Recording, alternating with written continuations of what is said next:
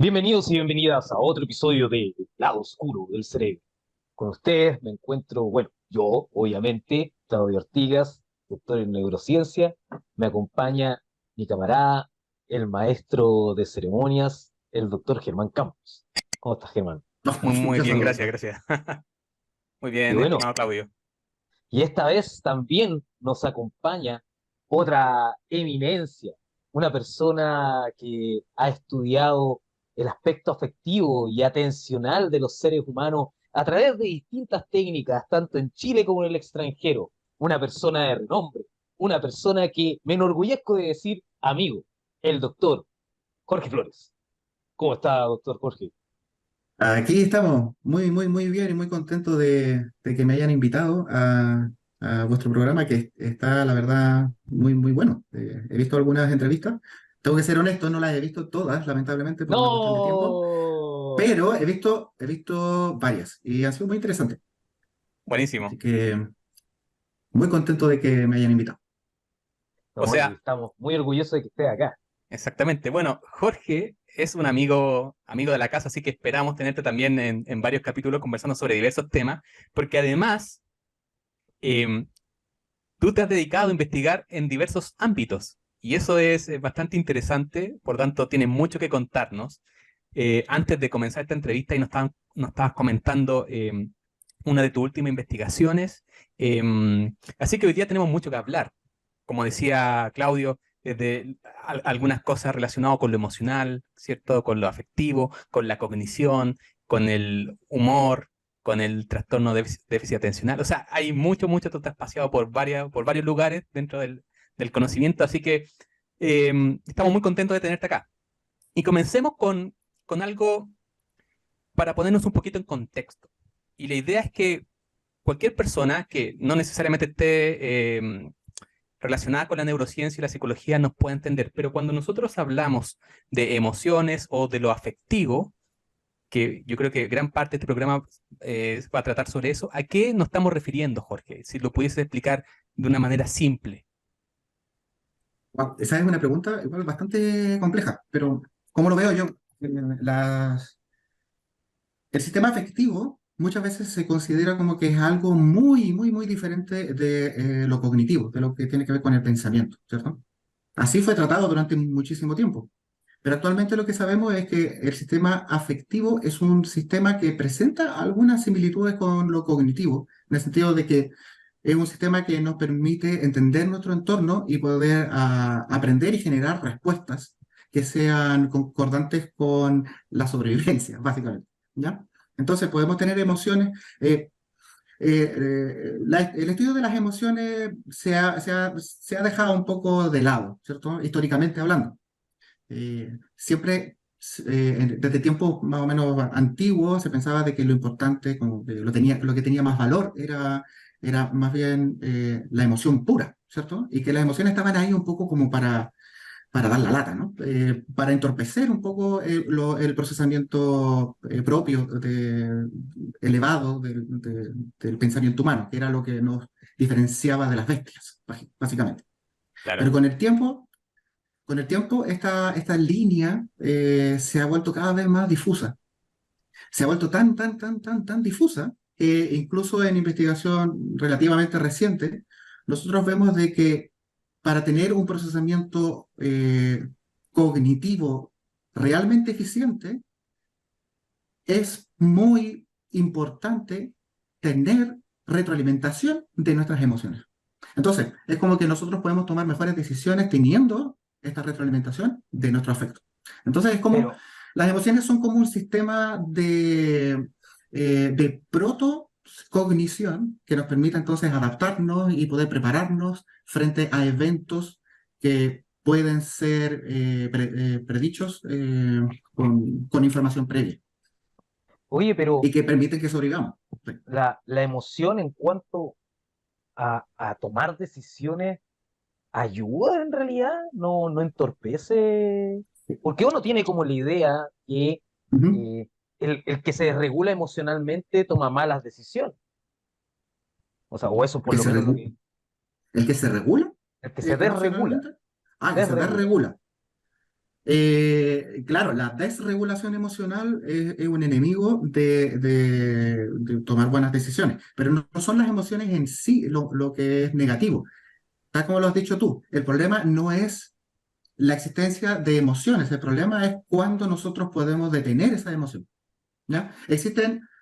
Eh, podríamos decir de que existe un tiempo en el cual las emociones son útiles, ¿ya? Que nos entregan información del medio y nos permiten predecir lo que va a ocurrir en base a información previa.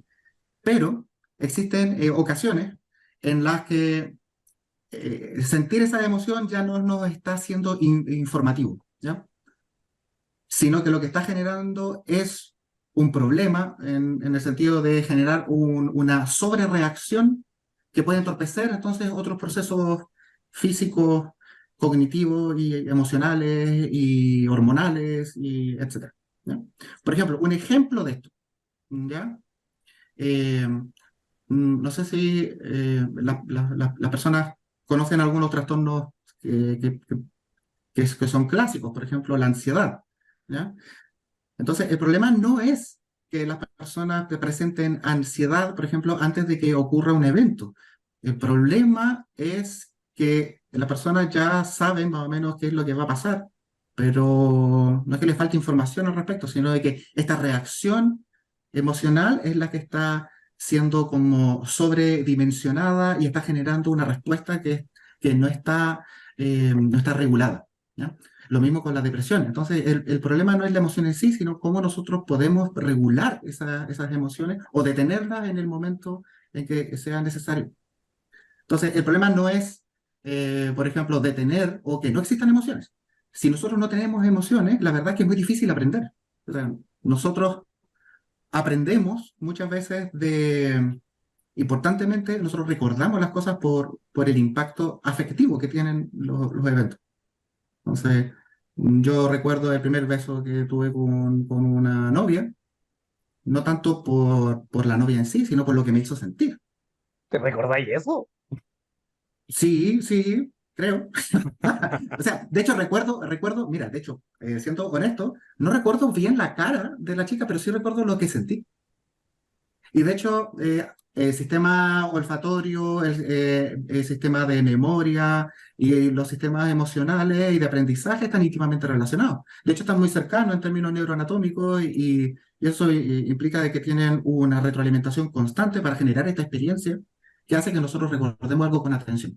Entonces, históricamente nosotros vemos que las emociones, cuando comenzaron a tener algo de valor, se vio que el valor de supervivencia que podían tener las emociones. Entonces, ¿cuáles son las emociones importantes? Bueno, las emociones negativas, que permiten que nosotros no nos expongamos entonces a algún evento que nos pueda hacer daño.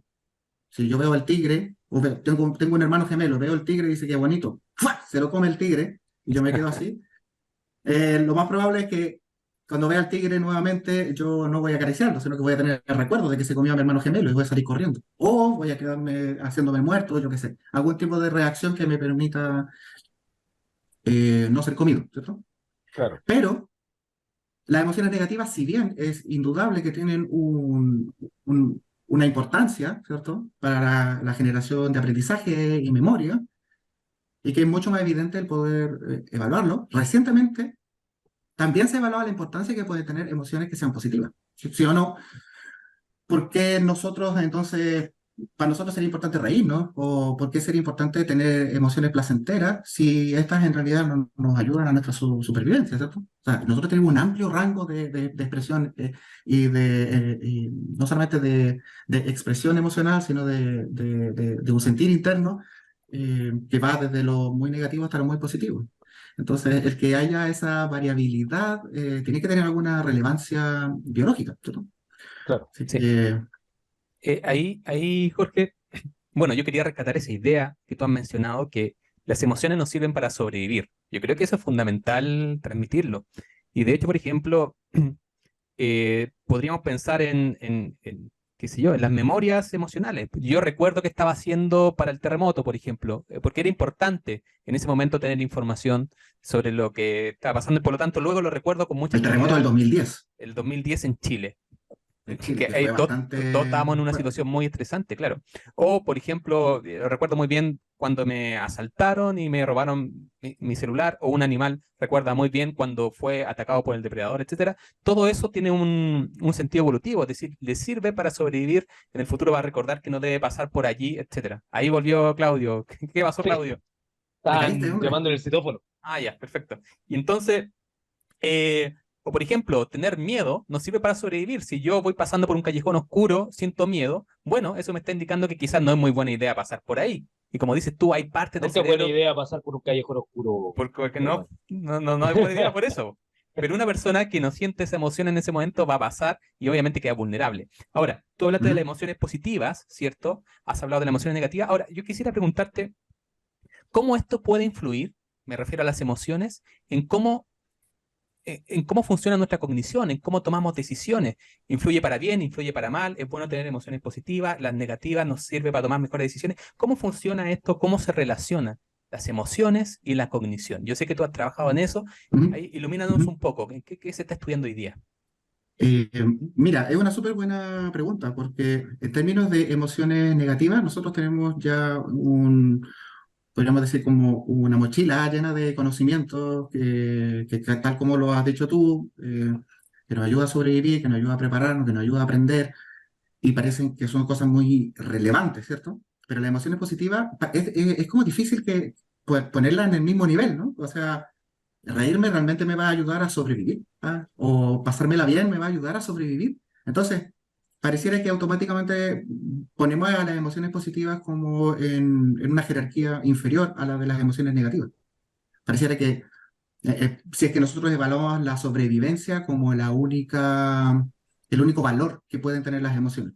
Pero pareciera que ese no es lo único que pueden aportar las emociones. No. Eh, por ejemplo, hay una investigadora que se llama Fredrickson que hizo un modelo muy interesante en donde habla de que las emociones negativas tienen una función clara en torno a lo que es favorecer la sobrevivencia. Pero existen otro tipo de emociones que no tienen ese fin, ¿ya? Y las emociones positivas tienen un fin diferente, que tienen que ver con el construir y con el expandir lo que es nuestra visión de mundo, ¿vale? Wow. Por ejemplo, cuando un animal tiene miedo, no explora su medio, sino que se queda con la información que Claro. aprendió y la replica porque sabe que de esa manera va a sobrevivir más tiempo. Pero cuando nosotros somos capaces de poder tener un mayor control sobre nuestro medio, eso favorece procesos de exploración. Entonces, el modelo de construir y expandir tiene que ver con la idea de que nosotros tengamos con el tiempo, nosotros seamos capaces de construir modelos más complejos de nuestra realidad y eso hace de que nuestra cognición tenga una relación mucho más dinámica y compleja con el medio y con los otros. Entonces, es bien interesante esto porque la sobrevivencia no es lo único relevante, pareciera, ¿no? Sino que también el hecho de que nosotros podamos construir modelos que sean más útiles, más eficientes de la realidad que nos rodea. Y eso parece que hace las emociones positivas, el hecho de que nosotros tengamos una relación, por ejemplo, con los otros que sea beneficiosa en términos anímicos, que sea positiva, hace que nosotros tengamos ideas más complejas acerca del valor de los otros. O hace de que nosotros nos atrevamos, por ejemplo, a explorar, conocer, salir de nuestra zona de seguridad y tener relaciones más complejas. Eso hace que nuestro cerebro se complejice también. Entonces, pareciera que es como una etapa distinta, ¿cierto? Ya no estamos sobreviviendo, sino que estamos ya viviendo. O sea, eso es un... O sea, complementa mucho la visión. Usualmente uno lo suele pensar como en términos solo de sobrevivencia, pero como lo estás planteando tú y el rol de las emociones positivas, como que cambia bastante la perspectiva que uno tenía sobre el asunto. Claro. Eh, Ahora, lamentablemente, no hay tanta investigación en emociones positivas y la evidencia empírica es es un poco no tan clara, si es que nosotros estamos usando estándares que se usan, por ejemplo, en otras áreas, ¿ya? Nosotros estamos formados en ciencia como un poco más eh, no quiero decir como dura, pero en donde nosotros tengamos un modelo, ¿cierto? Que sea un mecanismos claros, neurológicos y conductuales que nos permitan entender bien este fenómeno. Y la verdad es que todavía no se ha construido satisfactoriamente un modelo con ese nivel de riqueza. Hay muchos estudios, por ejemplo, conductuales, pero es poco lo que se sabe acerca de cuáles son los mecanismos neurológicos que estarían eh, haciendo posible que esto opere de esta forma. Entonces hay mucho todavía que investigar Oye, en Jorge, ese ámbito. cuando tú hablas de emociones positivas, ¿a qué te refieres específicamente? ¿Qué son las emociones positivas? Bueno, si nosotros podemos agrupar de forma muy elemental, por ejemplo, lo que son las emociones, nosotros podemos agruparlas en términos de cómo nos hacen sentir. Entonces hay emociones que nos hacen sentir mal, que serían emociones negativas, como el dolor, la tristeza. Y las emociones positivas son aquellas que nos hacen sentir bien. Entonces sería usando un criterio más como hedónico, ¿no? Entonces, las emociones positivas serían aquellas que nos hacen sentir bien individualmente, pero también son aquellas que nos hacen sentir bien eh, en términos sociales. Es muy difícil, por ejemplo, cuando estudiamos emociones positivas, nos permite, por ejemplo, adentrarnos un poco a lo que son emociones en términos sociales, ¿ya? Eh, Cuando yo empecé a estudiar en el doctorado, por ejemplo, cosas que tenían que ver con humor, pareciera que era como un ámbito un poco serio, ¿no? Las personas que estudian humor parece que son poco serias. Pero la verdad es que el humor es bastante serio en el sentido del impacto que tiene, eh, que tiene que ver con un poco una evasión muy personal mía. Yo he sido siempre un psicólogo investigador que me interesa salir un poco de lo que es la psicología como fenómenos que ocurren en un individuo únicamente, sino que me interesa entender los procesos en multinivel. Entonces, entenderlo en términos biológicos, entenderlo en términos como de individuo y también entenderlo el impacto que puede tener social en otros. Y de repente veía que era muy difícil poder tomar eh, algún fenómeno y hasta el día de hoy es muy difícil poder estudiar en estos distintos niveles. Pero hay que Claro. hacer el esfuerzo porque pensar que cuando nosotros pensamos en poder entender lo que hace una persona como individuo en una habitación solo frente a un computador, y después vemos que esa persona cuando está en grupo funciona de una manera completamente distinta, eh, es un poco frustrante, ¿cierto? Porque es como que tenemos modelos que son un poco eh, básicos todavía como para poder entender la complejidad de lo que es el comportamiento. Entonces, el humor es una emoción positiva. Entonces, y ahora ya como que se entiende un poco el link que hay en que, claro, la emoción es positiva, entonces tiene un componente social también, claro. El humor, uno cuando hace un chiste o hace una broma, uno generalmente se lo está contando a otra persona. A veces el recipiente o el que recibe esta broma no está presente, pero uno está pensando en cómo lo va a recibir otra persona. Claro. Uno está pensando en el efecto social que puede tener esto, ¿no? Si uno está solo, completamente aislado, yo creo que es muy difícil que uno pueda ser gracioso, ¿no? O, porque el humor en sí tiene que ver con cómo nosotros tenemos la posibilidad de generar un impacto en la emoción que estás sintiendo tú y estás sintiendo el otro. Sí. Bueno, y acá en Chile tenemos un humor particular y incluso en las más grandes tragedias uno puede ver los memes, por ejemplo, que son en las redes Claro, sociales y todos se lo comparten y un sí, humor. además, sí, tú tienes toda la razón. Mira, yo estaba, a mí me gusta seguir muchos cómicos, porque la verdad es que el humor es una cuestión, para mí es muy, muy, muy interesante. Entonces, hay algunos cómicos que son muy, muy interesantes y muy inteligentes. Y no sé, hay un humorista inglés que el apellido es Gervais, no sé si lo Sí, sí, sí, conocen. el Sí, de po. The Vale. Office, el de The Claro, Office. Sí, el creador de The Office, la versión inglesa, la versión sí. original. Ya. Ahora, este tipo lo han calificado muchas veces como grosero o incluso de que la gente se ofende porque hace chistes de cosas que son desgracias. Y él apuntó a una función que tiene el humor que es muy clara en términos ya de estudio científico del humor. Él dice, por ejemplo, decía, sí, me parece completamente válido que nosotros nos riamos de las cosas difíciles, de las cosas que son trágicas, ¿ya? Porque es una forma en que nosotros podemos manejar el impacto afectivo que puede tener una situación que es negativa. El hecho de que nosotros nos podamos reír de algo trágico permite que nosotros podamos seguir avanzando. Claro. Entonces, es como que no hay... Es una forma interesante de ver de que el humor es un modo en el que nosotros podemos regular entonces una emoción negativa.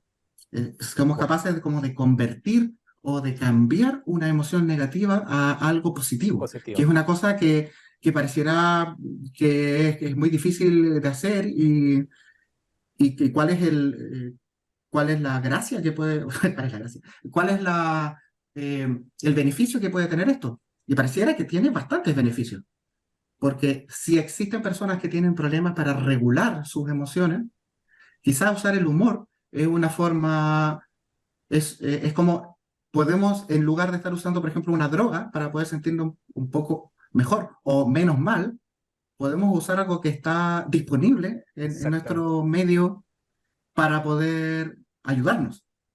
Sí, y bueno, Y y todo. así, por ejemplo, claro, entonces hay personas, yo he leído, por ejemplo, eh, había una chica que tenía, hay unas charlas TED que son pero graciosísimas, que es de una chica que tiene parálisis cerebral.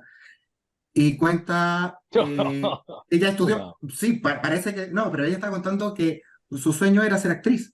Entonces se hizo una obra de teatro en la que la protagonista tiene parálisis cerebral. Entonces dice, esta es la mía, porque yo tengo parálisis cerebral, yo soy actriz. Y cuenta que eligieron a otra, que no tenía parálisis cerebral. Entonces, y lo cuenta con mucha gracia, diciendo, es que esto es una locura. O sea, ella actúa mejor tener parálisis cerebral que yo tengo parálisis cerebral. Entonces, es una situación que es trágica, Sí, pero el hecho de que ella sea capaz de teñirlo de humor hace de que sea más manejable, hace de que sea posible poder vivir incluso con una situación que es muy difícil. He visto otras personas que son sobrevivientes de cáncer, que lo que han hecho es tratar de contar su propia historia de una forma hilarante y ver que tiene una historia trágica, que tiene un impacto muy positivo en los demás. Es una estrategia, entonces, de claro. poder sobrellevar situaciones difíciles. Sí, en ese sentido, bueno, podemos decir que el humor tiene un efecto que convierte algo negativo en algo positivo, bastante interesante.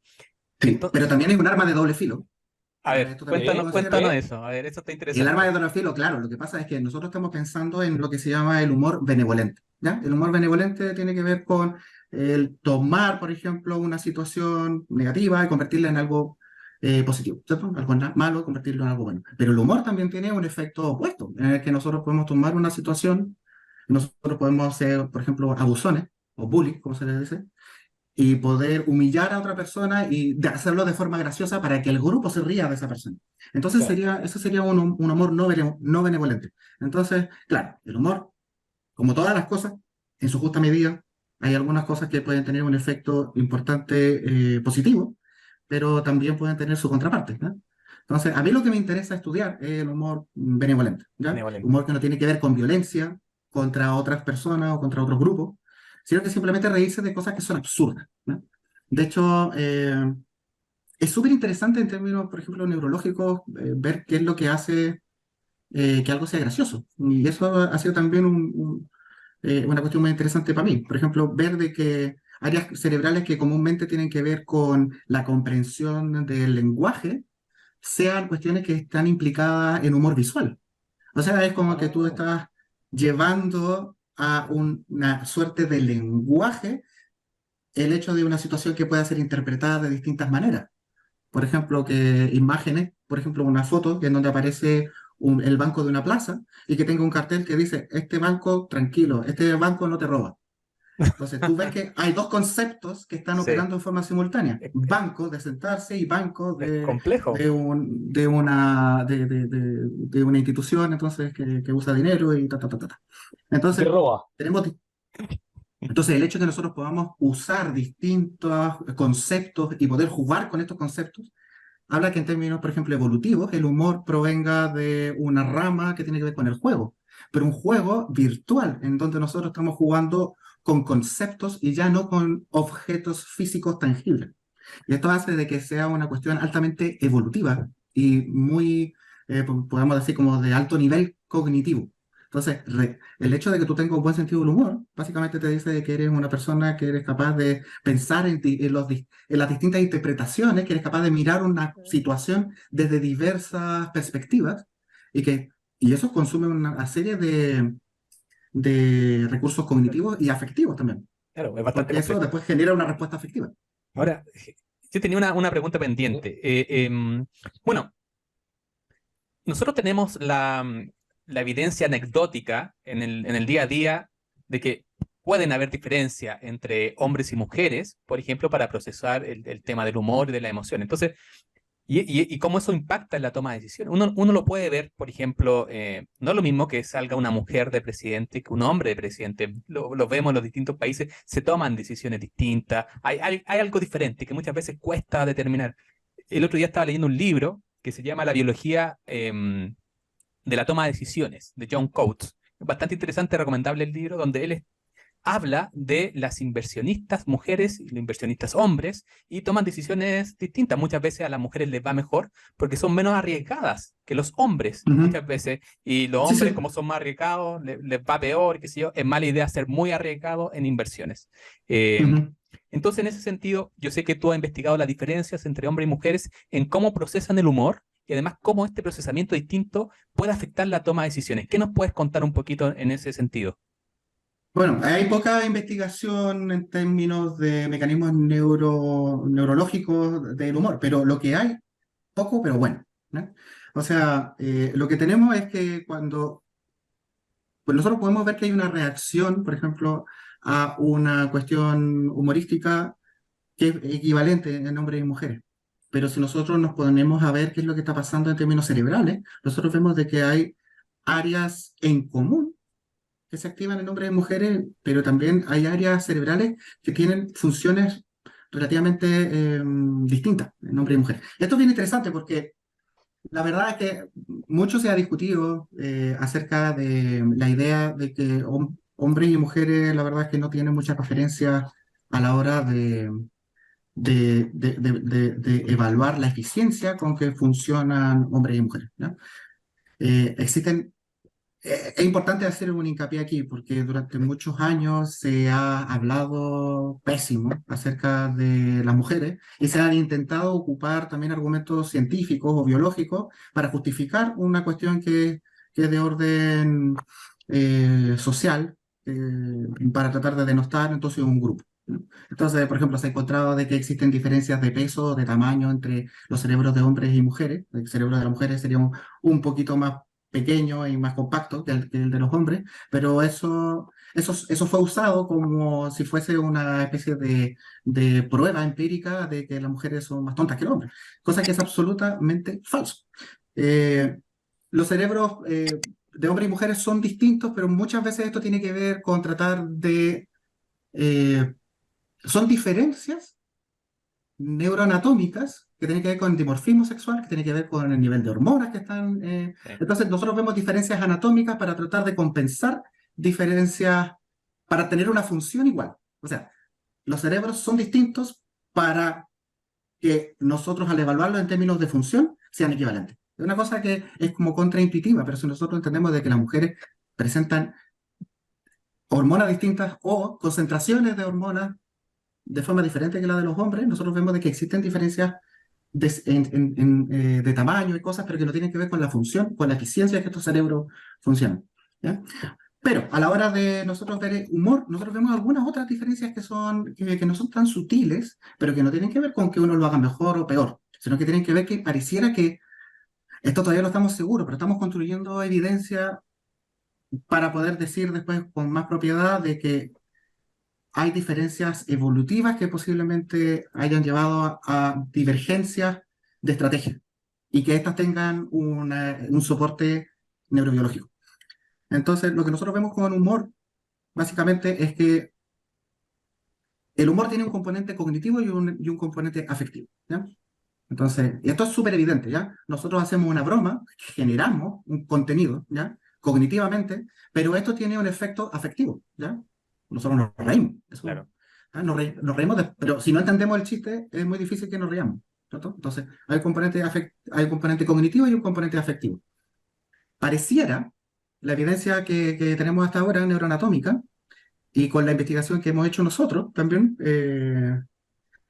tenemos evidencia que va en esa línea, en que los hombres pareciera que usan recursos cognitivos en mayor medida para procesar el humor.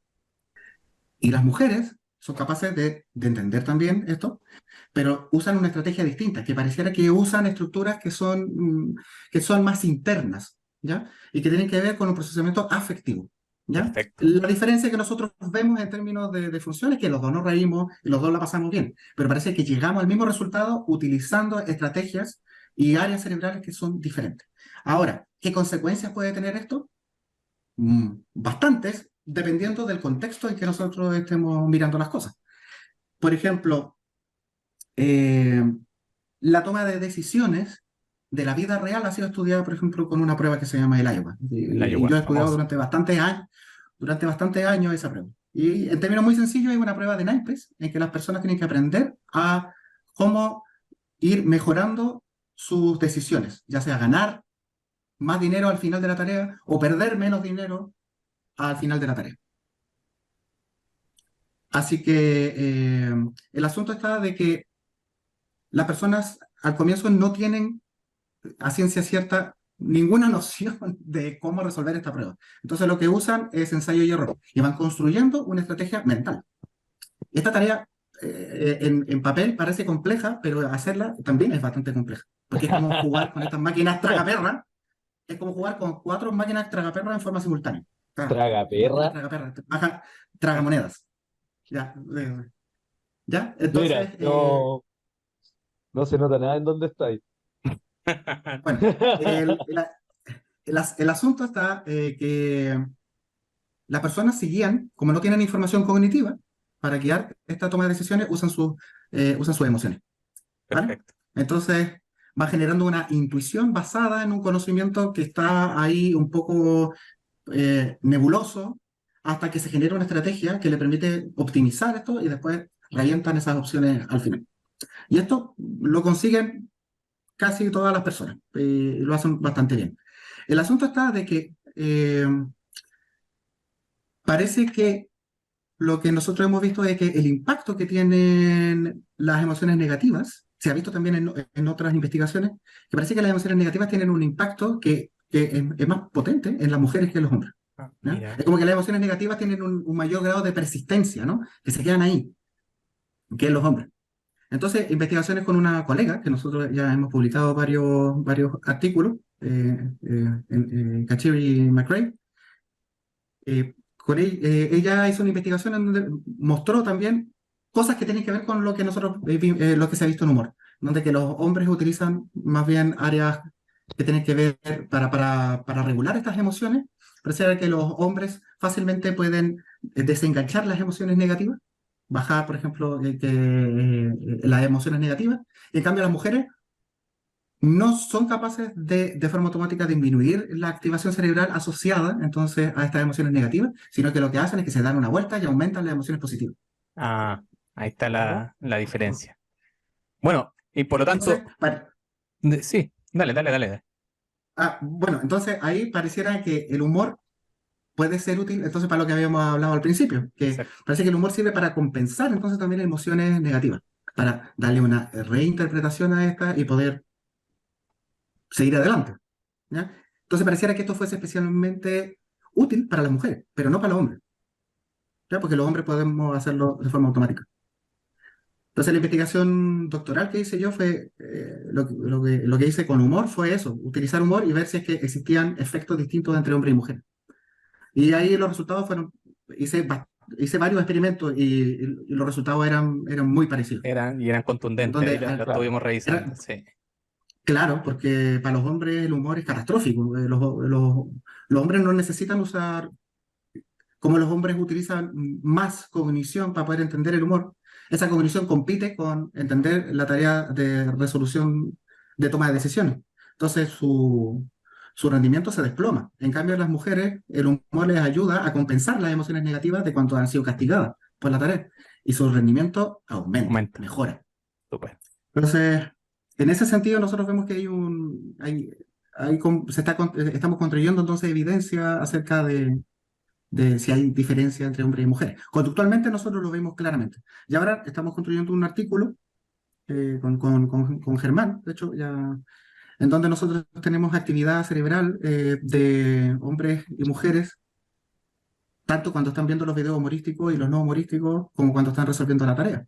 Y nosotros vemos que las mujeres tienen mayor cantidad de recursos disponibles para resolver la tarea y que tienen una mayor activación disponible también para resolver tareas complejas cognitivas. En cambio, los hombres no tienen recursos cognitivos disponibles porque están atorados entre entender el humor y resolver la tarea. Entonces, es bien Buenísimo. interesante que pareciera que la evidencia va en esa línea, ¿no? Que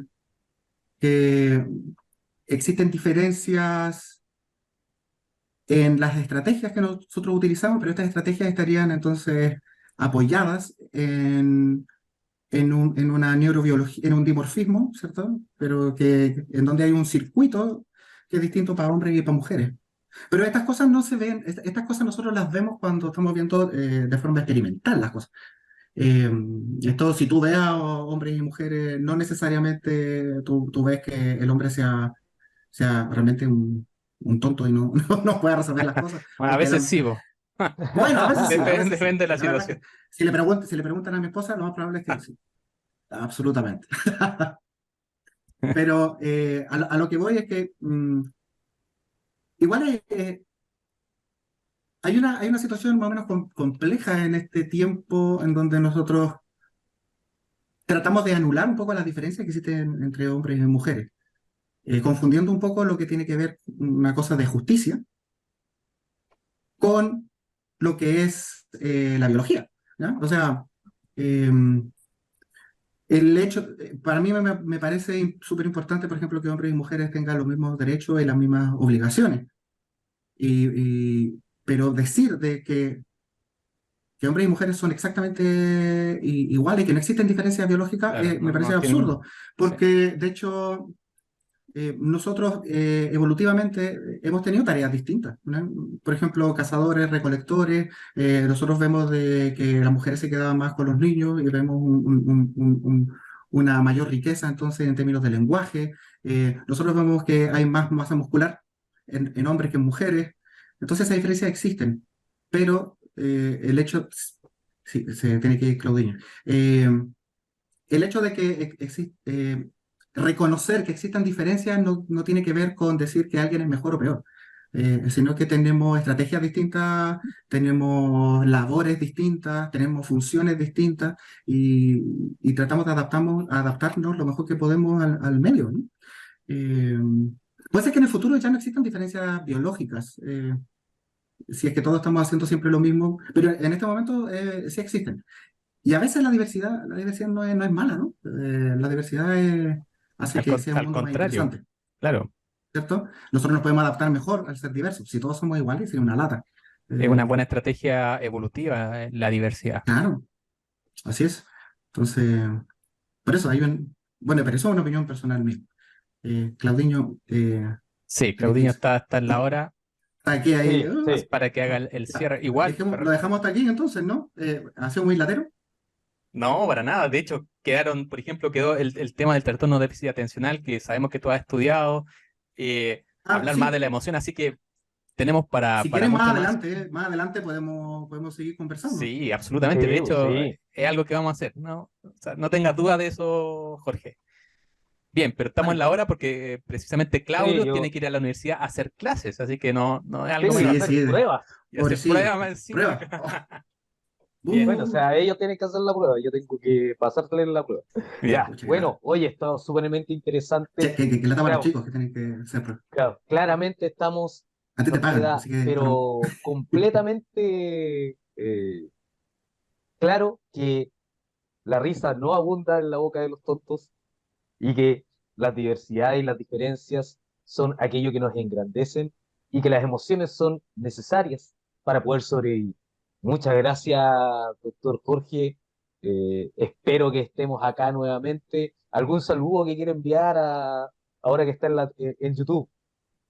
Un saludo a todos mis amigos. Eh, bueno, saludo a toda la gente del Laboratorio de Neurodinámica Básica y Aplicada, todos los amigos. Y un saludo a mi papá y a mi mamá, que lo echo de menos. Muy bien, muy Y bien. eso, chicos, Muy y un bien. abrazo grande a ustedes también.